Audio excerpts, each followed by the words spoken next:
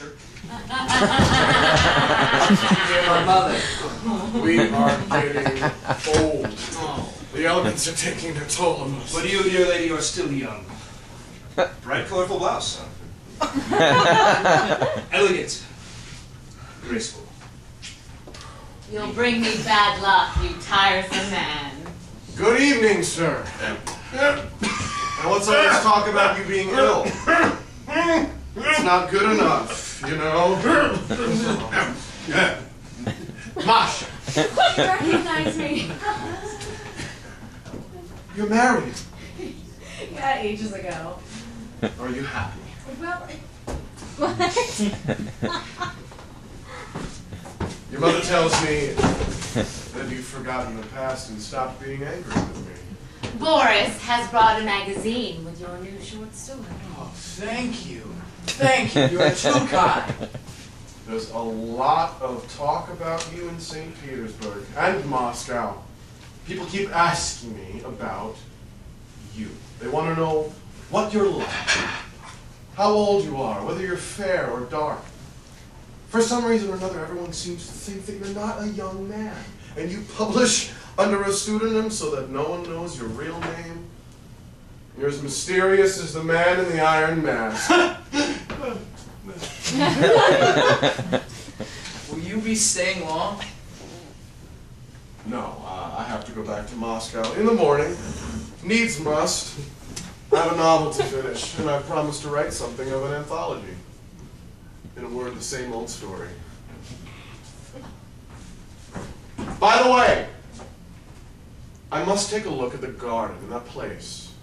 You remember where that play of yours was performed? I have an idea for a story, I just can't. I need to refresh my memory of the setting. Anyway, that was some reception I got in Kharkov. Heavens, my head's still spinning from it. My students, they gave me a standing ovation. 3 baskets of flowers, 2 bouquets. And look, this. Oh, it's very nice indeed. I wore the most stunning outfit. Say what you like, but I do know how to dress. Poor boy is so depressed. He's been getting a lot of abuse in the papers. Nobody takes any notice of him. He's unlucky. He just can't seem to find his own voice. There's something very strange about his writing. It's so vague. At times it's just like someone raving. And not a single real character. Petya, dear, are you bored? State Councilor Soren is asleep. If I lived on an estate like this, do you think I'd write?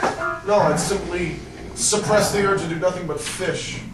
All day. Catching a ruff or a perch, sheer bliss. Well, I have faith in Kostya.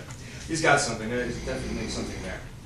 He thinks in images. His stories are very colorful. They're so vivid. I feel them very strongly. It's a pity he doesn't have a definite aim. He makes an impression, but he won't get very far in just making an impression. Irina, are you pleased that your son is a writer? Do you know I haven't read anything of his yet? I haven't had the time. By the way, Mr. Trigorin, we've got something of yours. Oh, what's that? Well, that time Kostya shot a seagull. And you asked me to have it stuffed. I did? I don't remember. This man has all the luck, always. Now, let's go and have a bite to eat. Our celebrity hasn't had any lunch today. We'll carry on after supper. Kostya, put your writing away and come have something to eat. No thanks, Mother. I don't feel like eating. Please yourself. Petya, dear. Supper. I'll tell you all about the reception that I got in Kharkov.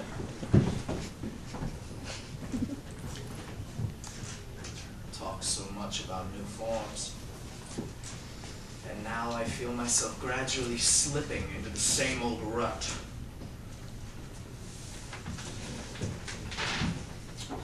The notice on the fence proclaimed, the pale face framed with dark hair. Proclaimed frame that's rubbish.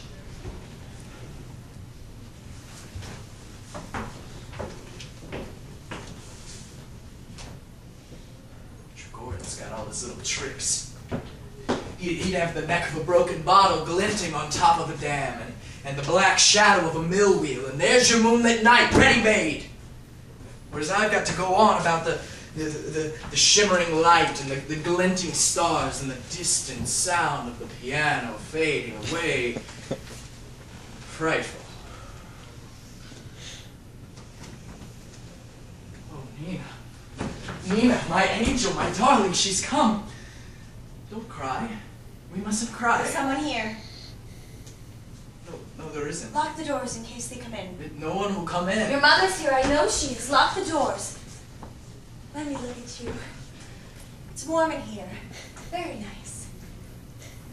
This used to be the drawing room. Have I changed much? Yes. You're thinner and your eyes are bigger.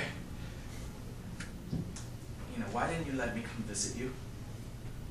I mean, why didn't you come before now? I've been to your hotel. I stood under your window like a beggar. I was afraid you hated me. I dreamed that you look at me and you don't recognize me. I've been coming here ever since I arrived, walking around the lake, right by your house. But I didn't dare come in. Let's sit down. Yes, let's sit down and just talk. Oh, it's so nice here. Warm and cozy. There's a passage in Turgenev.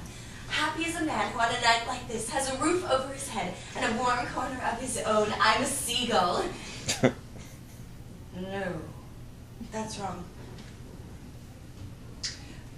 What was I saying? Oh yes, Turgenev.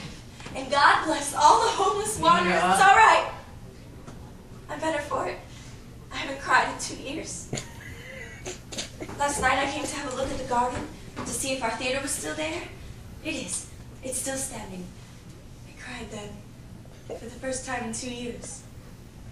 And I felt better. My mind seemed clearer. See? I stopped crying. So you're a writer now. You're a writer and I'm an actress. Both ended up in the thick of it. I used to be so happy. Like a child.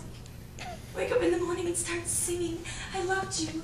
And dreamed of becoming famous, but now I have to go to Yelliott's in the morning. Travel 3rd class with the peasants. It's a rough life. What are you going to Yelliott's for? I've taken up an engagement there. It's about time I went.